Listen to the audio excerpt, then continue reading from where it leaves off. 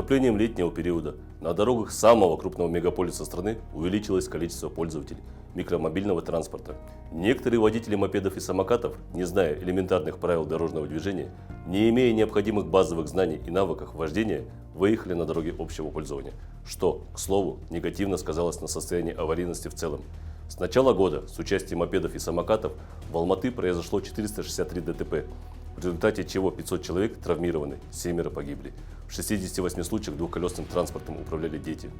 Целью профилактики дорожно-транспортных происшествий и пресечения фактов нарушения правил дорожного движения сотрудниками строевых подразделений алматинской полиции проводится масштабная отработка, направленная прежде всего на разъяснение требований законодательства в части эксплуатации мопедов и самокатов. На данном этапе за различные правонарушения к административной ответственности привлечено более 10 тысяч водителей мопедов и свыше 7 тысяч самокатчиков.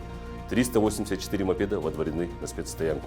Цель рейдовых мероприятий – не запретить эксплуатацию мопедов и самокатов, а напомнить о персональной ответственности, призвать к неукоснительному соблюдению правил дорожного движения и научить культуре вождения.